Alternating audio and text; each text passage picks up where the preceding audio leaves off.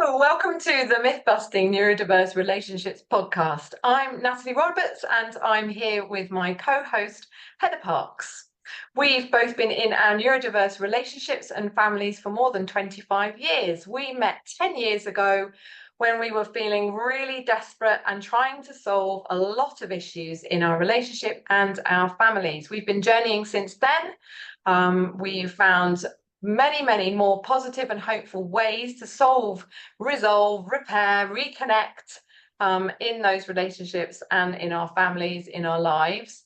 And we now co-host also Loving Difference online, giving hope and a way forward for neurodiverse relationships. In this podcast, though, we're busting the myths about neurodiverse relationships, which we had when we started this journey, that we've realised aren't true, and that actually were preventing us from recovering and having the relationships with our partners and children that we wanted. So we want to dispel these myths and bring you hope that absolutely things can change. So whether you're out and about or comfy with a cuppa, let's dive into our next conversation. See you there. Yep. Welcome to the Myth-Busting Neurodiverse Relationships podcast. If you've listened before, please feel free to skip the intros. And if you're new to the podcast, a very warm welcome. If you like what you hear, please do follow and subscribe to be notified of new episodes. I'm Heather Parks. I've been in a neurodiverse relationship with my husband, Phil, for 25 years, and we have 4 children. And all of us have struggled and had challenges. I mean, particularly when neurodiversity was unknown to us. I've discovered new ways of navigating difference so that I can be true to myself and thrive in my neurodiverse family. I'm now an accredited somatic coach and nervous system educator, helping others to heal so that they can be the best versions of themselves and thrive too. Hello, I'm Natalie Roberts, and I've been in a neurodiverse relationship and a family with my husband Pete for 25 years. We discovered neurodiversity as a part of our story back in 2014 when we were really struggling as a couple and a family. And now we're thriving, enjoying life in ways I couldn't have imagined back then when it was so difficult. I'm also an accredited relationship coach supporting individuals in neurodiverse relationships to reverse the impact of unknown neurodiversity and thrive in a relationship and a life that they dream of. Well, since we met 9 years ago, we've reversed the impact of unknown neurodiversity and found new ways to resolve complex, everyday relationship and family challenges without our partners involved. And we want you to know that you can change your whole experience by focusing on yourself and without the need to change anyone else. We also realise that this journey is about so much more than new or more knowledge. Which is why in 2020, we created Loving Difference. It's the kind of online community that we'd have loved to have found when we were new to everything and struggling. And together, we now also host an online program there with a map, empowering resources, tools, all the support that you would need to recover yourself, create sustainable change, and be you in your relationship and your life. Loving Difference and the program we host there are for everyone, whatever your neuro identity. And what we all have in common is wanting new ways to thrive in our neurodiverse relationships. You can find out more at www.lovingdifference.net. In the podcast, we're busting the myths about neurodiverse relationships that we had when we started this journey, that we've realised aren't true, and that were preventing us from recovering and having the relationships with our partners and our children that we wanted. So we want to dispel these myths and bring you hope that absolutely things can change. And in today's episode, we're busting the myth that I can't be happy at all whilst everything is so terrible in my neurodiverse relationship. So whether you're out and about or comfy with a cuppa, let's dive into our next conversation. Heather. Happiness, that's a tricky one to capture, isn't it? Yeah, absolutely. It's quite I think at some points it's just a very general word, I don't know, there's a lot caught up in that word of happy. It's not very specific, is it? Not very specific or tangible. Yeah, it's just, you can't quite grasp it. I think we know what it isn't. Yes. But actually what we find, don't we, when we talk to members and clients and we ask them, you know, because they quite often, no, I just want to be happy. And when you really try and drill down what that is and what that means, well, it's quite tricky, isn't it, for people to verbalize it, or to even know what that would feel like, or how would life be if I was happy? Yeah, I think when we ask questions like, oh, what would be happening then, and the people do find it quite difficult. It's very easy, I think, to be very, as you said, very clear what we don't want. So we can be very clear what we're feeling at the moment, and often when we ask people to come up with the words for that, very easy, and there is a lot of them very quickly. Disappointed, resentful, sad, Frustrated, angry, rage, frustrated, exhausted, disrespected, disempowered, loads of things to say about that. And it's not always as easy to flip them the other way. That's often what one of our first challenges to people might be, or just a question really, is, well, what would the opposite of all of those be? And it actually isn't as easy as we think always to even be able to name those. And I think I've certainly realised that the truth of it for me is that if I don't really have the words for that in me, then I'm much less likely or able to create it. So that's one of the steps, I think, is it's really helpful, is to get clearer about that, and then also be starting to think about, I guess, the biggest idea around this of when everything feels so terrible and I guess so hopeless. We just our last episode about hope, we really can feel so hopeless about everything. Everything's hopeless, everything's terrible. I mean, it's a very despairing place, and it does feel like everything's wrong. And then we can't really visualize being very, very happy. That just feels like too far-fetched. We don't know how we'd get there. It's so long since we felt like anything like it. So then I think we start thinking again, maybe feeling, well, either we don't know how to, or also just this idea that I can't be even a bit happy whilst everything else is just so terrible.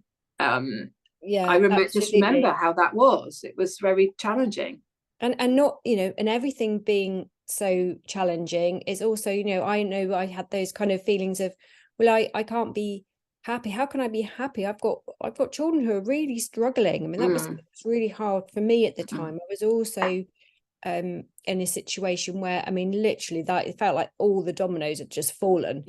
They'd just gone and always more, I think more had fallen. More dominoes fall over when you figure out the neurodiversity piece and how stressed you all are because of it, and just all the revelations, I think, sort of, again, you might have some initial relief about everything, but then often it feels harder, and happiness just feels even further out of reach, I think.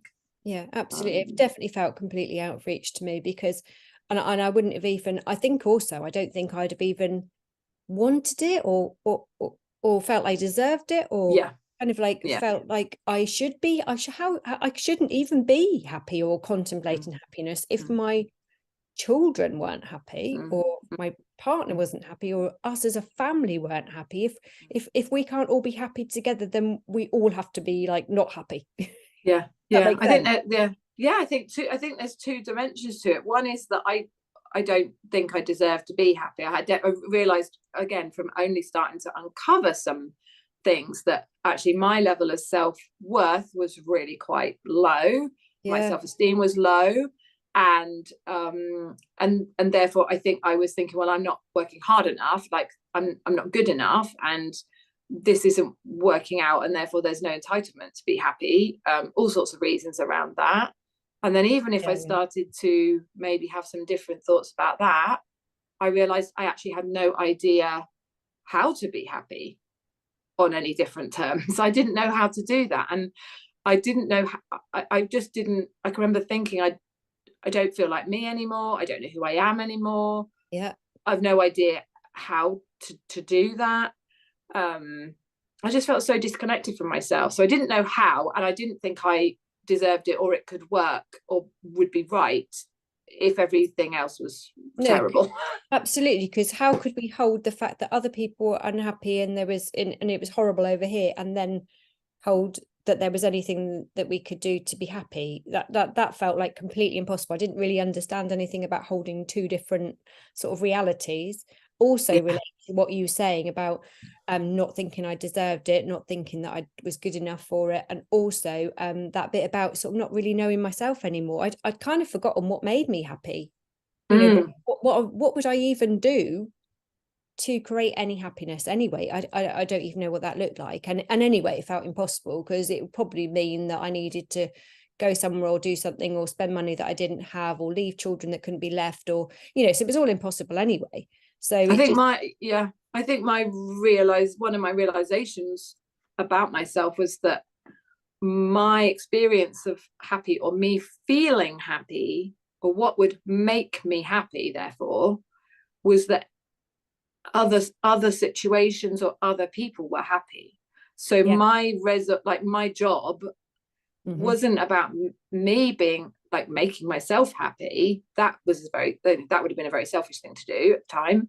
Well, it wasn't even on my agenda. I didn't even think about it, because it was like you couldn't even contemplate it.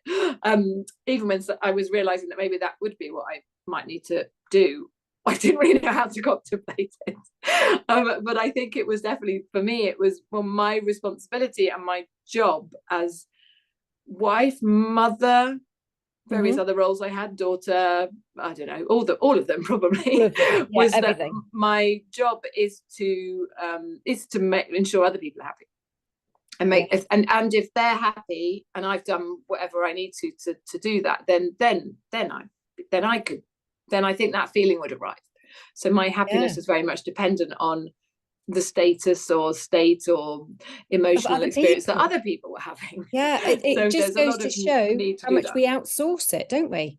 We completely outsource. So you know, it's either kind of, I'll be happy when someone else is happy, or when they've done this, or when they've given me this, or something around that, or I'll be happy when, you know, something else has changed, or my circumstances are different, or you know, often it's kind of, but you could list a whole load of things, isn't it? Or when I've lost weight, when I've got a new job, when I've fixed my relationship, when my children are happy, when blah, blah, blah, blah. You could have an endless list, couldn't you? That will never really, you're unlikely, it's never going to finish that list, because more stuff's going to get added to it all the time. So I don't think I even realized I had that list in me. No, I mean, I had that was all totally unconscious stuff until you and I were traveling with all this, and I guess looking a bit further than the usual places and the usual strategies, that you know would usually be train this person, coach this person in your life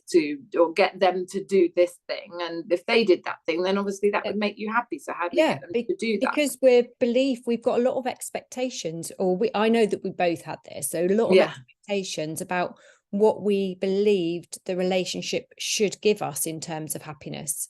So, you know, it's kind of like, again, that feeling that we'd kind of outsourced it to someone else, which we'll talk about a little bit about, or to the relationship, to the relationship, and therefore to, actually that's, and therefore by indirectly to the other person, really. Absolutely, because a relationship per se is not a thing. I mean, the relationship is a product, as I came to realize, and still am learning about, that a relationship is the product of wherever two people are at. So it is the product of happy relationship is only as far as how happy two individuals are to create that happy relationship. But you have to be starting from a place of happy. You have to be happy to bring that to the relationship. I mean, it's a totally different way. I think it's really important for our listeners just to reiterate that a little bit. Do you think you could just, like, you know, let's really unpack that, or just kind of make that really clear? Can you just like say that again, because I think it's so important? Well, I think it was the belief. Again, we go into beliefs in our work, don't we? Really looking at what beliefs do we have, because the beliefs are the compass to your experience, which I think is a really helpful way to think about them. That what you believe, and mostly our beliefs are not really known to us, like they're just inside us, and they are either stuff that we've been taught, or we've had modeled, or our culture tells us to be true, and we've just said okay, and that goes into us and it's just sitting there. But those beliefs are influencing every single choice we make. We call that autopilot because we're not really aware of them. We're just doing stuff. And one of them would be the belief that a relationship should make me feel happy. Yeah. You know, that would be in realizing that, in me, the story I tell myself, the belief I have is that the relationship should be making me feel happy. Mm-hmm. So, but actually it's that a happy relationship makes a happy me. That would be what we've definitely, I mean, that definitely was inside me. Happy relationship will make happy. So if I go to the furthest lengths to try to make this relationship happy, then the product of that would be that I would be happy, versus something very different, which would be that maybe a happy me makes the possibility of a happy experience in my relationship more likely. So it's a different direction of travel of happiness. It's going a different way. It's a different and I think thought it is process opposite. as well, isn't it? You know, a different and it creates a much different, like, kind of in terms of possibility, you know, because actually, as we said before, kind of if we believe that it's a relationship, this thing, that is by default expecting or imagining or hoping that someone else is going to do something to make it happy. Whereas if we're saying that it's us being happy that is going to lead to or create the possibility of we being happy, oh, actually, somehow, is this actually maybe something we could do something about ourselves? Or take some responsibility for, I think. I think it is definitely. And it isn't then that things that other people that we're in relationship with do, so whether that's a partner or children, friends, it isn't that things that other people do don't contribute to our happiness. It's not that, like, we're not saying we don't need relationships and we've got to do all the happiness making. And, you know, it's not that. It's that we just more about we're responsible for it. It's an and. And also people can only do that to the level that they can do it. And also you can only do it for someone else to the level that you can do it. I think that's the truth in me now. So let's think about that for a minute. So let's think about some of the things that were getting in the way of us even being able to imagine or create happiness. Even if we go, okay, so this is the thing now, we can be responsible for our own happiness and we can do something about it. What stops us getting, what are the obstacles? Because it's not as simple as that, isn't it? And I know a lot of members would hear that and just go, oh, why is it always me? I can't, it's impossible. And I know the answers. What would you reckon? When you were talking earlier, there's a little quote that just dropped into my head from years ago now, really. But I can honestly remember reading it and going, what the, I don't really. And it was, don't put the keys to your happiness in someone else's pocket. And I was like, oh my goodness, that's what I'm doing. I'm putting the key to me being happy in someone else's pocket. And actually, I need to take those keys. I need to take the keys back, and put them in my own pocket, and then work out what the keys are. And I think it was then what doors they unlock. What doors are they unlock? And also, well, what even are the doors? Because I think then it was, I have no idea then, other than that narrative or story or beliefs or whatever you want to call it. I'd lost such connection with me. I'd been doing all the things that made other people happy. I've been going to the things, and I mean, it didn't mean that none of those things were enjoyable, but and again, if you're living in a relationship or a family where we talk about the seesaw of difference, like the much bigger degrees of difference potentially in your relationship and family than in other relationships, then what makes each other happy, what things would contribute to each other's happiness are very different. And that's what I started to realize as I started to think, okay, well, if I start to try to work out what contributes to me being happy, what do I like, what do I enjoy, who do I need to see, it was really different to Pete.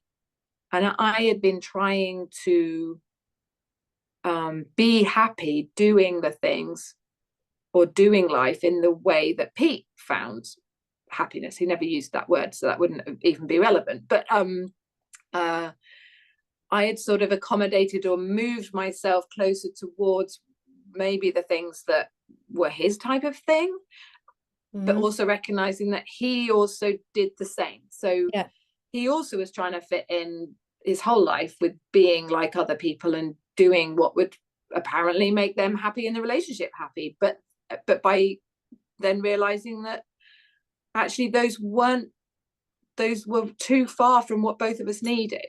So we end up in that kind of sort of that, you know, we try and avoid, don't we, that kind of compromise where actually nobody's needs are being met and nobody's actually happy in that, isn't it? And that's a really tricky thing to get into, so we won't go down that too far. But it is something that we talk about inside our program a lot, isn't it, when we get a bit more. And I think that strategy that I had, which is a very typical one in a relationship, it's that disconnected me over a lot of years then from what I actually do like or enjoy, and probably even before the relationship. So it was so then both of us have really been on, you know, a step-by-step journey over the last nearly 10 years now to get clearer and clearer about what we do prefer, what we do like, what we do enjoy, who we do need to see socially, you know, lots of different areas, but to just reconnect, you know, reconnect with who we are.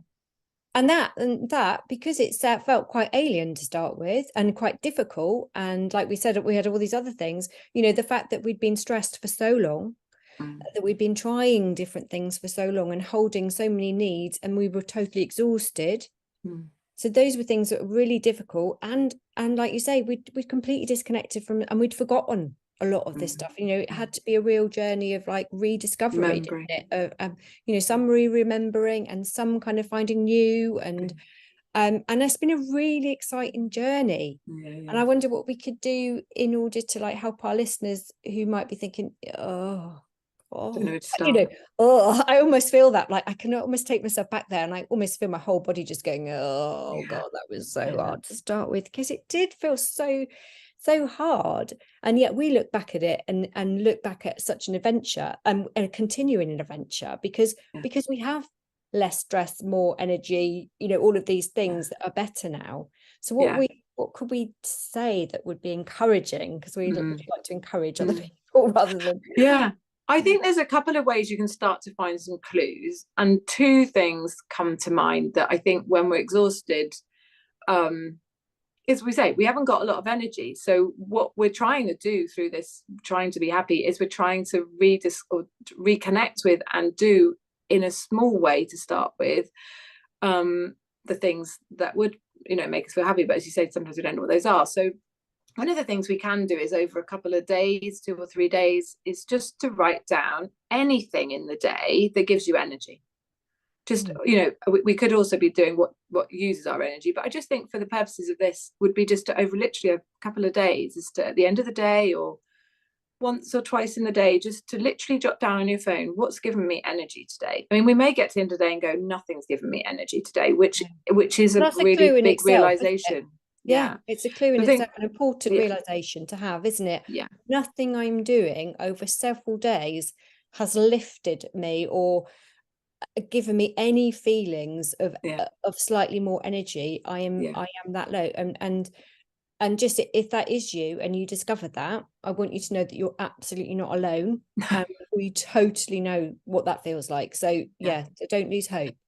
No, so I think that's the first thing you can do, but you can then start to just notice in there, maybe it will only be moments, maybe a really tiny thing happened, or a really small thing, or you watched something on television, or you went for a walk, or you spotted something, or you looked at a picture, or you noticed a color. I don't know, like it can be really tiny things, or maybe you went and met up with a friend for lunch, or I don't know, you cooked a meal you like, or it doesn't, like, just begin to notice the things. Because often one of the things that's really obvious to us, and it was definitely what we were doing as well, was that if we asked you to write a list of all the things that are really terrible, you know, back to our title of the episode, you would have no trouble writing or probably without even noticing, you'd just be able to write the list. They're very in your attention, they're very front of mind. That's very true. And often we're not noticing it might really be really small things, like laughing with your child in the bath, or those kinds of things. Just jotting those down. So those will start to give you some clues about the kinds of things that maybe could give you energy. And then we could begin to think, well, how could I possibly do more of those? And maybe we'll speak to in a minute about the fact that, well, I don't feel like I can do that when everything else is wrong, and why it's important that we do. So that's one thing we can do. And the second thing that comes to mind is something that I remember. I don't know how it came up, but it is just to be able to wander back in your memory, really, just to think back to when did you experience happy? And for some of it, I often say, just go back to as far as you can as a kid. Go back to your childhood. And I know some people will really struggle with this. If you've had a really challenging childhood, this may be really difficult to try and to think and connect with something. It there either. Yeah, so it is to go back and say, when I didn't have all these responsibilities in life, what did I have fun doing? Like, what did I really enjoy? What was something I enjoyed? And see if you can connect with that. And often it will, again, it will be more some kind of thing that you enjoy playing or doing, or going to. And again, you might not do that actual thing, but what was it about that thing that you really liked? And how could you possibly do something like that? And I remember kind of doing that and starting off when I was really depressed, really anxious, thinking of going on medication, feeling really hopeless. And I started to plan to go to the cinema once a month, I think, because I remembered I just used to like watching films, and I probably went back and watched a few films that I used to like as a kid. I remember I used to like colouring, so I did buy a colouring book and some pens and just did a bit of colouring, and I realised that felt really good. I just really enjoyed doing it. And I also, what's the other thing I liked? Colouring, movies. Well, I can't remember. And journaling, actually. I think I started writing again, because that was something I used to love doing as a child, writing. And again, it was just, but around me, everything else was still awful. I remember that. And if you're struggling to find something in your childhood, we really get that, and we have lots of other ways to sort of help you with that. But one of the other ways you could frame the question is, what would I have liked to have done? What didn't I get to do? Yeah. What was it in life? A lot of people are having to take a lot of responsibility at too young an age, or for whatever reasons in their family of origin, play or doing what you enjoyed wasn't what everyone else enjoyed. So was there anything where you look back and go, well, I wish that I'd been able to, or what I really wanted to do was? So those are some ways I think you can tap into it. And I think for me it was I did just start to feel a little bit better. Not necessarily about myself, not necessarily about my situation, but I did start to feel a little bit better just by reconnecting with laughing with some friends, going to the cinema, enjoying colouring in a book. I did just feel a little bit better doing that. And why is that important, Heather? Why is it important that we do that in spite of everything else being terrible? I think, we talk about that we kind of our well-being bucket, and in terms of that, and these are little tiny little things that we're just throwing in to try and fill up that kind of bucket and that energy that we have, and we know that for so many of our members has really just disappeared, hasn't it? There's just none. And what we've really noticed is that when you have little bits of these things, and they are tiny to start with, really tiny. And probably feel really guilty for doing them. and yes, there's all those struggles as well. But what we start noticing is that not suddenly, what we can do is like not everything starts feeling is bad.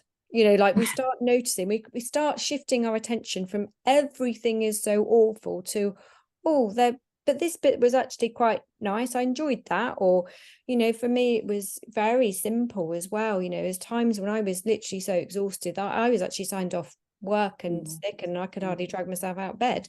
And sometimes that was just looking back at old photos and noticing the feelings that, you know, came up with some of those happier memories, or just, you know, really noticing, being a bit more, taking notice of my surroundings when I was outside, you know, or, you know, like you say, there were very small things that you started to do to generate happiness, and maybe for me, an important thing was more connection, but I couldn't always muster up even the energy to do that either. So it was kind of like, I don't know, listening to old voice messages at times, or just, you know, maybe managing a text when I couldn't talk. It was lots of just finding ways, and or being open even to the possibility of finding some ways that meant that we started shifting our attention to what was possible and what might happen, and what could possibly create more of this. Because as we created a little bit, it was like kind of like, then it was like, oh, I'd like a little bit more, and I'd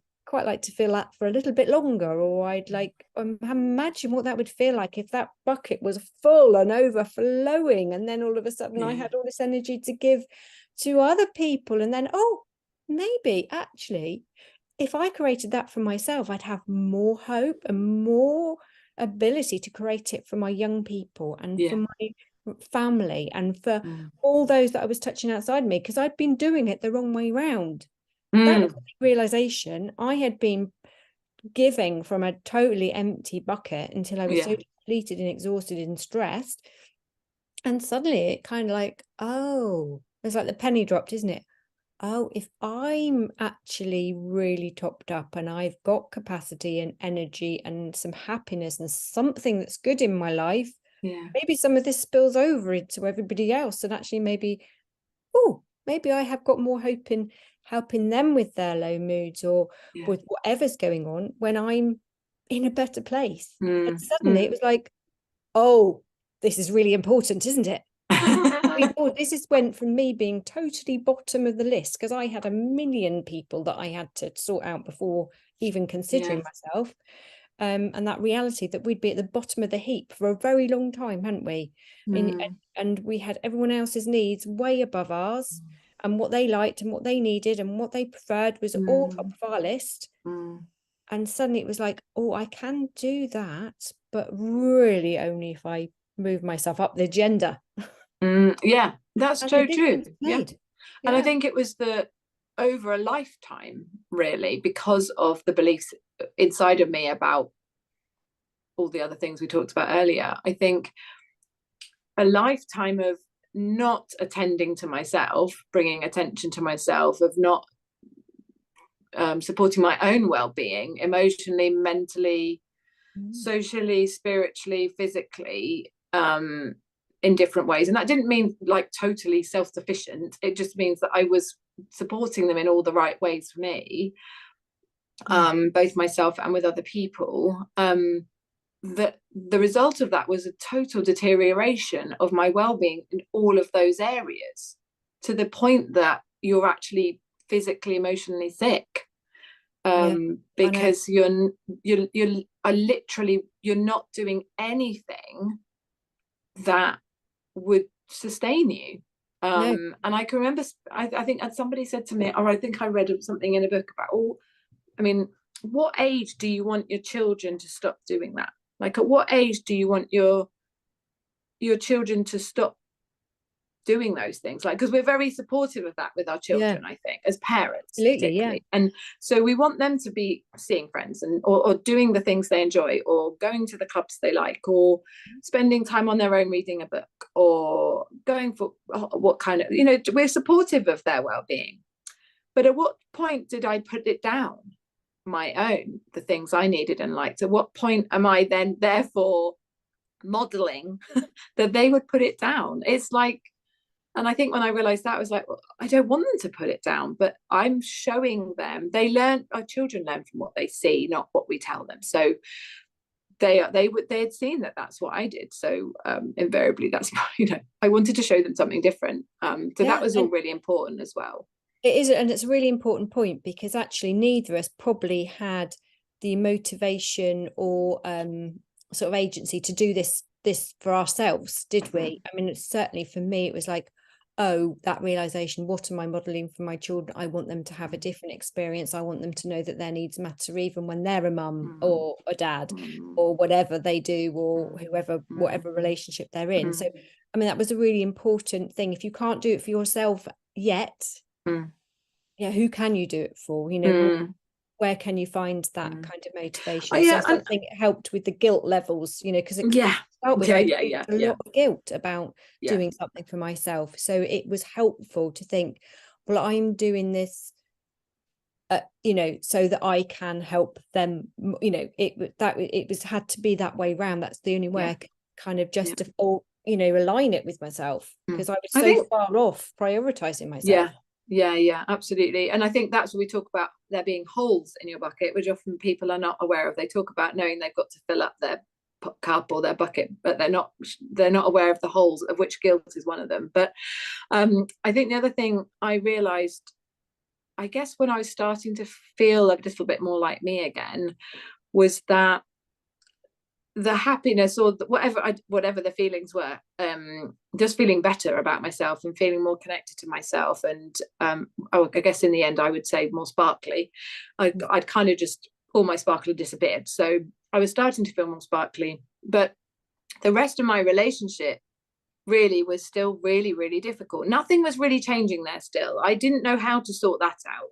I just knew that I just had to focus on sorting myself out for now, and dealing with the anxiety, depression, and general well-being struggles. Well-being, so I think what it helped me to do was to be a better parent. I think I was a better parent for feeling like that. So, the relationship to some extent was sort of put on the shelf for a while.